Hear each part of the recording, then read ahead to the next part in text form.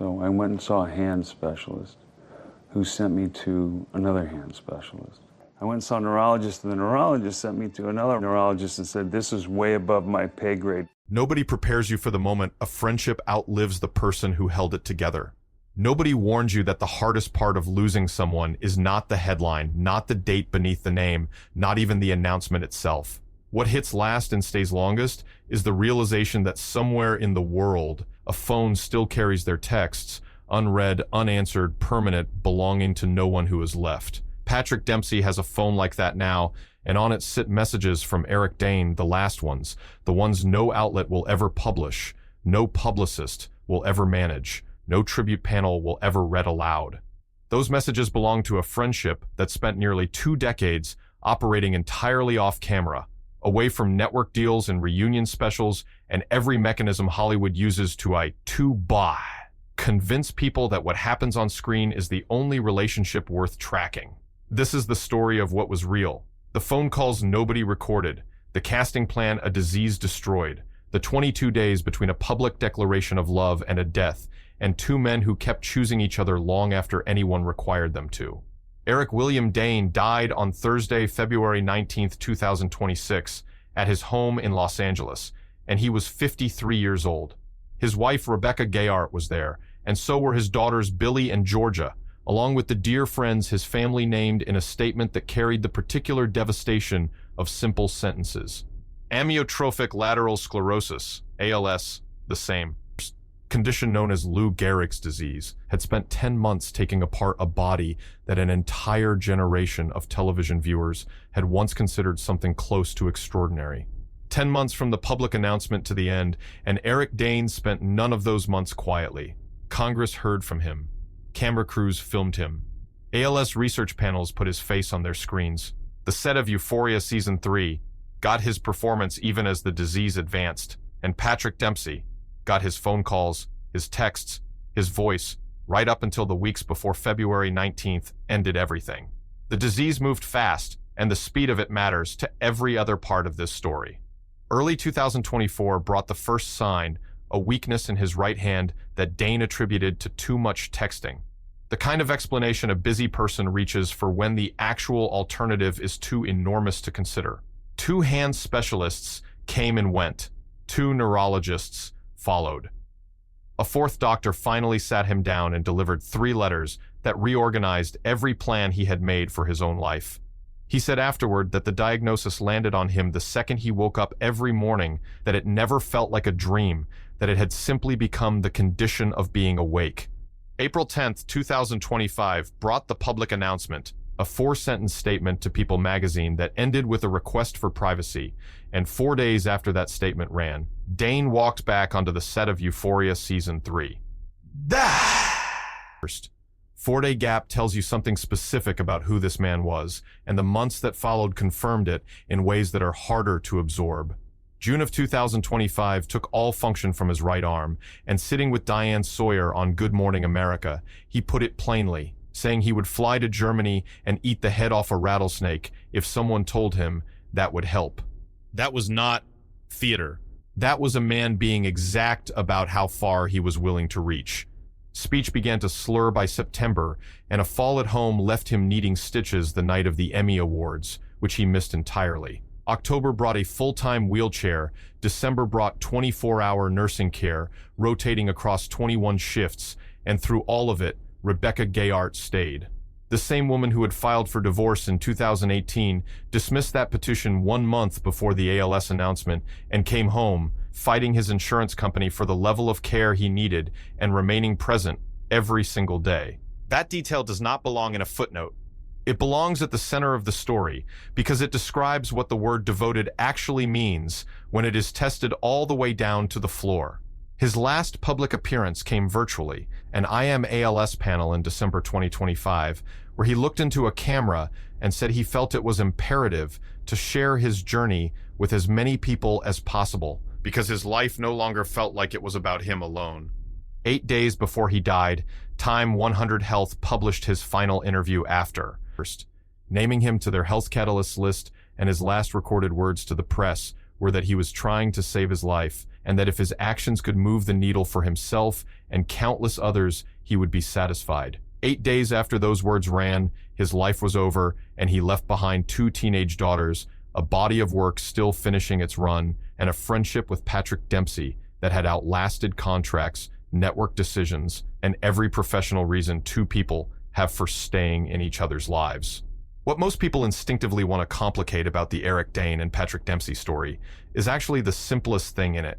They liked each other, not in the way a press release manages it, not in the language of profound mutual respect between former colleagues, but in the way that produces a blurry Instagram photo during a pandemic, when neither of them had any professional reason to be in the same place. That photo appeared in 2020, 8 years after Dane had left Grey's Anatomy, and 5 years after Dempsey had been written off, and the caption described how to hang out 6 feet apart. No mutual project behind it. No anniversary announcement to promote. Just 2 men who used to share a set choosing, in the middle of a global lockdown, to remain in each other's orbit. That photo registered as almost nothing in 2020, and it registers as everything now. Dane arrived at Grey's Anatomy in Season 2 as a single guest appearance, playing Dr. First. Mark Sloan, a plastic surgeon from New York, carrying the weight of a betrayal nobody in Seattle wanted to revisit. A scene involving a towel produced an audience response loud enough and sustained enough that Shonda Rhimes brought him back as a series regular for Season 3. And then the show had both of them, McDreamy and McSteamy, Dempsey and Dane, 2 surgeons working the same hospital with a shared history the writers built carefully across 6 seasons. None of that backstory was random. Mark Sloan and Derek Shepard had grown up alongside each other, with Mark taken in by Derek's mother, the 2 of them attending Columbia Medical School side by side, Mark standing as Derek's best man, and then the betrayal, the affair with Addison, destroying everything the friendship had built. Derek moved to Seattle. Mark followed 6 years of rebuilding on screen and chemistry that's specific and that sustained does not emerge from craft alone.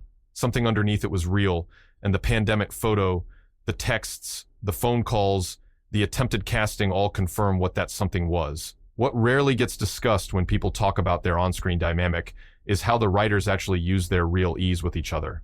Shonda Rhimes has spoken in various interviews over the years about how she wrote for what her actors brought into the room, and what Dempsey and Dane brought was a shorthand that most actors spend entire careers trying to manufacture artificially. The timing, first, between them in their scenes was not something a director could engineer through blocking or rehearsal. It came from 2 people who had genuinely spent time together, who knew how the other one moved through a conversation, who understood each other's rhythms well enough to play against them. When Mark Sloan and Derek Shepard finally rebuilt their friendship across those 6 seasons, the audience believed it because the audience was watching something that was not entirely fictional. That is a rare thing to get on a network drama, and Grey's Anatomy was lucky enough to have it for 6 years running. 22 days before Eric Dane died, Patrick Dempsey sat across from a Parade magazine reporter while promoting his new Fox series Memory of a Killer, and someone asked about Dane. What came out of Dempsey's mouth was not managed. He said he had spoken to Eric a few weeks earlier, that he had been texting with him, active verbs in the present tense, not the warm diplomatic remove of wishing someone well from a distance. What followed was the detail that landed quietly in that January 28th interview and has been landing differently in every conversation since. Dempsey revealed they had been trying to cast Dane in Memory of a Killer, that he had wanted to put the 2 of them back in the same frame, not on Grey's Anatomy, not in a nostalgia special, but on his own new show, because he wanted his friend near. At some point between December and January, that conversation happened. First, Patrick extended the offer, Eric accepted it, or came close enough to accepting, that the plan became real, and people started working on it. And then ALS removed the plan from the list of possible things. That is what the disease does before it does everything else. It takes the plans first. Dempsey continued in that same interview to call Dane incredibly courageous, to describe him as a wonderful human being with a great sense of humor and real intelligence, to say he had always enjoyed working with him and being around him, and then to say that it was heartbreaking that watching how quickly the disease attacked the body made you feel for him and for his family in a way that was hard to put anywhere. That interview ran January 28th. Eric Dane died February 19th, and 22 days sat between those two events. Dempsey's words already delivered, already received, already doing whatever they were going to do for the man they were aimed at. The tribute had already been given while Eric Dane was still alive to hear it, and that may have been the most generous possible version of how this could have gone. The hours after the death announcement brought near silence from the core Grey's Anatomy circle. Ellen Pompeo posted nothing. Shonda Rhimes posted nothing. Kate Walsh, Sandra Oh, Katherine Heigl, and Isaiah Washington all stayed quiet. Kevin McKidd put 2 words on his Instagram stories, "Rest in peace, buddy," and that was the entirety of the response from that chapter of Dane's life in the first 24 hours. The people who spoke first came from the more recent years. Alyssa Milano, his charmed co-star, wrote something that read less like a tribute post and more like a piece of literature, describing the spark in his eyes right before he said something that would either make you spit out your drink or force you to rethink your entire perspective, and noting that he called her Milano as if that were the only part of her name that mattered. Ashton Kutcher posted about their fantasy football league, which honors someone the way only the specific ordinary things can, the small rituals that filled the space between them. Sam Levinson, creator of Euphoria, wrote that working with him had been an honor and being his friend had been a gift. Maria Shriver, who was publishing Dane's memoir Book of Days through her Penguin Random House imprint, wrote that he had told her he wanted his family to know how much he loved them and that he wanted to leave them a story they could be proud of. Patrick Dempsey said nothing publicly that day, and the people carrying the deepest grief are often the ones who lose their public words first, keeping everything for somewhere no one can see.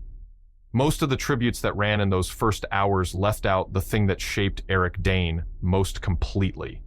When he was 7 years old, his father, a Navy veteran who had become an architect, died by a self-inflicted gunshot wound. 7 years old, the most permanent kind of loss. First, delivered through the most violent possible door, arriving before a child has any framework to hold it. He carried that for the rest of his life, and when ALS arrived, he told Diane Sawyer exactly what the symmetry meant to him, saying he was angry because his father had been taken from him when he was young, and now there was a very good chance he would be taken from his own daughters when they were young. Billy and Georgia were 15 and 14 when he died, roughly the same age as Dane himself had been, when the full weight of growing up without a father started to register. The precision of that parallel is almost impossible to sit with for long. None of that cruelty made him close the curtains. Congressional testimony, an HHS press conference, a $1 billion fundraising target for ALS research, a board seat at Target ALS, and then back onto a television set to play a firefighter on the NBC series Brilliant Minds, who was hiding his own ALS diagnosis from his family. When the crew wrapped his scenes, they gave him a 10-minute standing ovation. At the I Am ALS panel in December 2025, he told the audience he had no reason to be in good spirits on any given day, that no one would blame him for crawling under the sheets and staying there for 2 weeks, and that he had been pleasantly surprised to discover he was not built that way. Those 8 words, "he was not built that way," contain the full biography. The Brilliant Minds role deserves more attention than it has. First, received in the coverage of his final year, because the choice to take that role was not accidental and not incidental. Eric Dane, already in a wheelchair by October, already requiring around-the-clock nursing care by December, looked at a script that asked him to play a man concealing ALS from the people he loved most, and he said yes. He understood exactly what he was doing. He was using the last reserves of his physical capacity to tell a story that mirrored his own, filtered through a fictional character, and in doing so, he was giving audiences a way to sit with what ALS actually looks like inside a family, inside a body, inside a life that has not stopped wanting to be lived. That is not something you do by accident. That is something you do when you have thought carefully about what your remaining time is actually for. Both exits from Grey's Anatomy shape the context of the friendship, and understanding how each man left matters to understanding what it meant that the friendship survived those departures. Dane left in 2012 when Mark Sloan died in the Season 8 plane crash, lingered brain dead through the Season 9 premiere, and was taken off life support by the people who loved the character most, with the hospital renamed Grey Sloan Memorial in his honor. For the character, it was a graceful, permanent ending. For the actor, the story ran differently. On the Armchair Expert podcast with Dax Shepard in June 2024, Dane finally said clearly what insiders had long understood, that he had not left so much as been let go. Painkillers connected to a sports injury had led to rehabilitation in June 2011.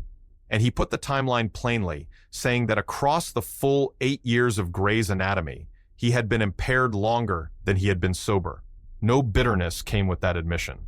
He thanked the show for 8 or 9 beautiful years and meant it, and that level of grace from someone dismissed during active addiction says something real about who Eric Dane was beneath every call name ever attached to him. Dempsey's exit landed louder, written off in Season 11 despite signing a contract extension just 14 months earlier. The departure came with HR issues described by the show's former executive producer as serious enough to warrant the word terrorizing. Not sexual in nature, but significant enough that Ellen Pompeo said publicly the culture on set genuinely improved after Dempsey left. Dempsey himself acknowledged in 2016 that he probably should have moved on earlier. 2 exits, one man let go quietly during addiction, one removed publicly over conduct, both messy, both raw, and yet the pandemic photo still happened after all of it. The text continued. The phone calls kept going. The casting attempt became real. None of the network history, none of the HR files, none of the professional wreckage of either departure stopped 2 men from continuing to choose each other. And that is almost everything that needs to be said about. First, what their friendship actually was. Euphoria Season 3 arrives in April 2026, and Eric Dane will be on that screen, having filmed every scene knowing exactly what was happening to his body and choosing to show up anyway. His final published interview ran 8 days before his death. The memoir is still coming, Maria Shriver publishing Book of Days through her imprint, because Dane told her he wanted to leave his daughters a story they could be proud of, and he wrote the whole thing while he still had time to finish it. Billy and Georgia are going to have that book. They are going to have the Euphoria footage and the congressional testimony and the I Am ALS panels, and a father who looked at the worst possible diagnosis and started immediately thinking about what it could do for people who were not him. There is something worth sitting with in the fact that both of Eric Dane's final major projects, the Brilliant Minds role and the Euphoria performance, required him to show up physically to a set and deliver something under conditions that most working actors would have considered prohibitive. By the time those scenes were filmed, his body was already deep into the progression of the disease. The industry he had spent his adult life inside is not known for accommodating the kind of vulnerability that ALS produces in the body it occupies, and yet the crews on both of those productions made space for him, built their schedules around what he could give on any particular day, and received what he brought with the kind of gratitude that produces a 10-minute standing ovation when someone wraps their final scene.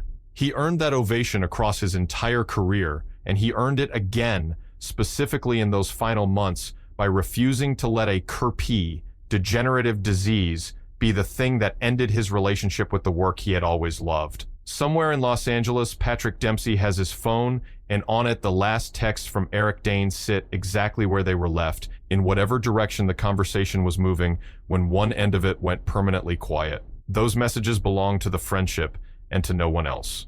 What belongs to the record is that the friendship was real, that it lasted nearly 20 years past the point where any professional obligation required it, that it produced a pandemic photo and a casting conversation and a phone call somewhere inside the final weeks, and that 22 days before February 19th, Dempsey found the words heartbreaking and wonderful and funny and intelligent and said them out loud while Eric Dane was still alive and present enough to receive them. Saying the true thing while someone can still hear it is rarer than it should be, and in the world these two men came from, it was rare enough to count as something worth naming. Eric Dane was never supposed to become the story he became. Guest spot turned series regular, actor in The Towel, the handsome second surgeon with the call name and the complicated past. A character whose exit got a hospital named after him, and an actor who held no grudges about the firing that followed. His wife filed for divorce and then came home when the diagnosis arrived. He found out he was dying and started looking outward immediately.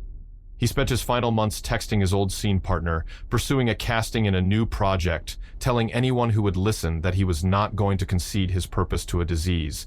And he kept that promise all the way to February 19th, 2026, all the way to the end of everything he had left to keep. Rest easy, McSteamy. The hospital wall carries your name. The daughters get the book. The friends said the words while you were there to hear them. And that part, at least, happened the way it was supposed to. Euphoria airs in April, and you will be on that screen one last time, showing up the way you always did, which was all the way, right until there was nothing left to give.